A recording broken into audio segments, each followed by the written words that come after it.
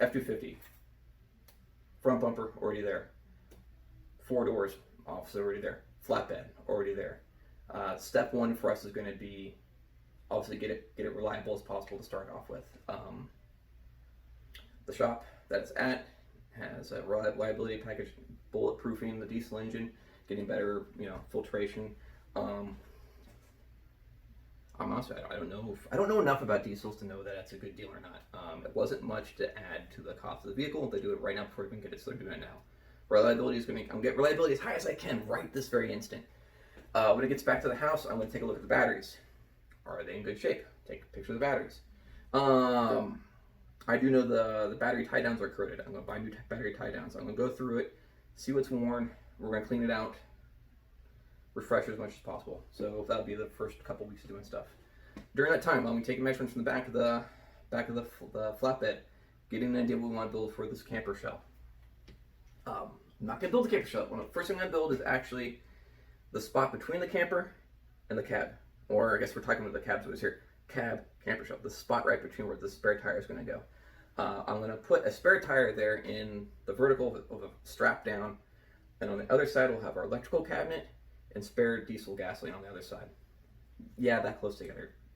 It'll be built fine. Don't worry about it. I'm doing this for a couple of reasons. I want a functioning truck. Similar to when we made this a functioning truck bed before we made it into a camper trailer. I can't afford to have that. I have a residential house. I can't afford to have this be a dedicated camper and nothing else.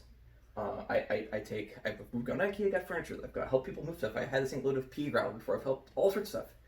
Multi-purpose.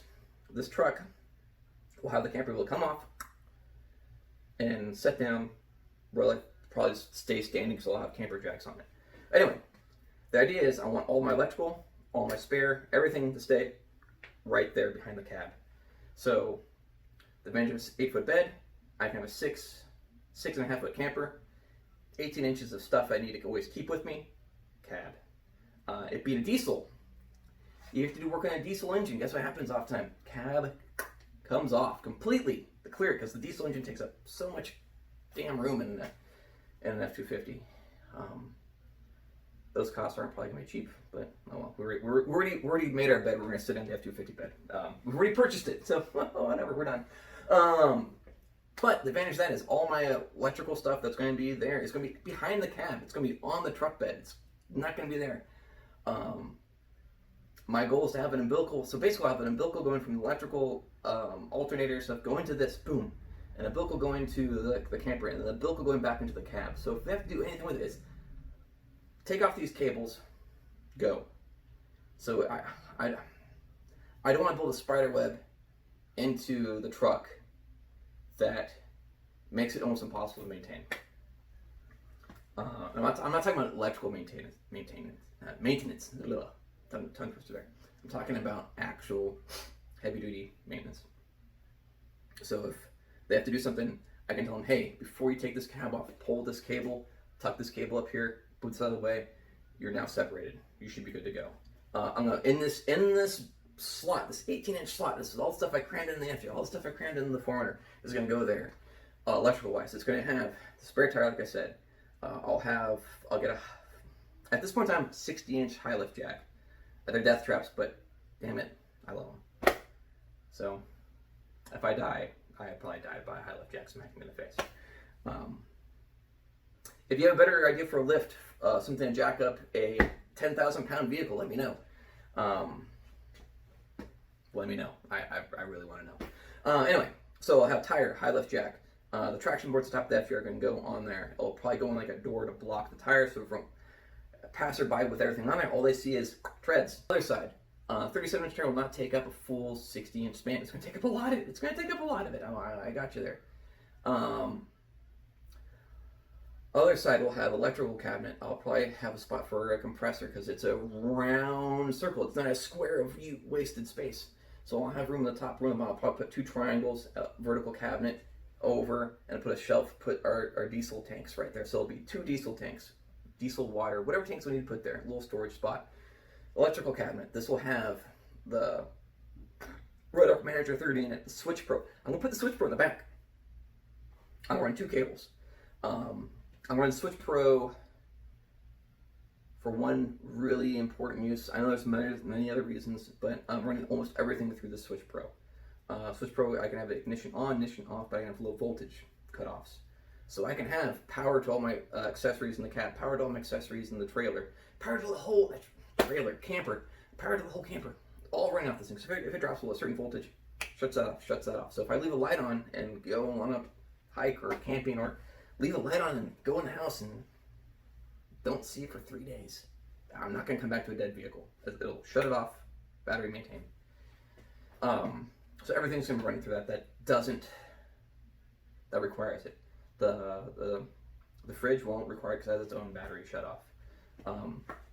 Air compressor won't require it because if I ever get the air compressor running, I got something wrong with me. I've probably fallen over to a heat stroke or a heart attack, or I've been shot. I don't know. Something bad has happened to me. Something's bad happened to everyone around me. Just to leave a compressor, and they're loud, they're annoying. I want to. A winch, obviously, starter batteries. Yeah. So that's our goal. Step one is going to be build that intermediate spot. So I'll have the Switch Pro, I'll have the Red Arc, I'll have all the other power distribution in that spot. My goal is basically I'll have a series of umbilicals coming out of it. Camper shell, cable, cab, cable, power in, cable, done.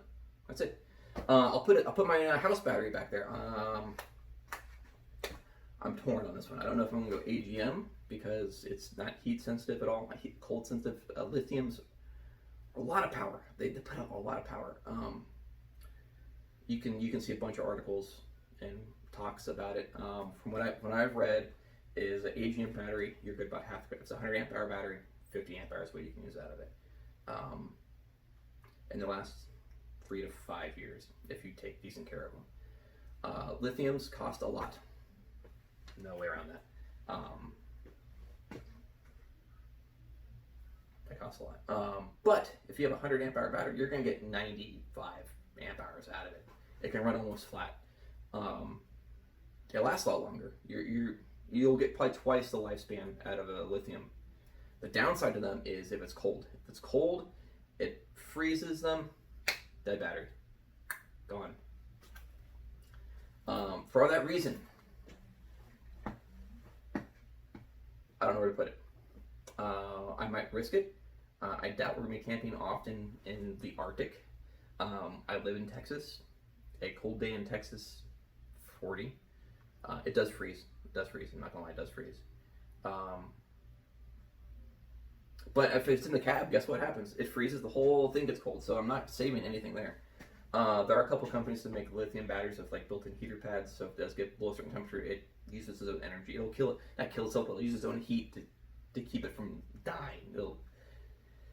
Less capacity still exists. I'd rather have less capacity still exist. I can charge it back up. So that's gonna be probably project 1 after cleaning up the vehicle. Project 2, I don't know. I have my list of priorities. I'm not gonna lie, it'll be changing. It'll change daily.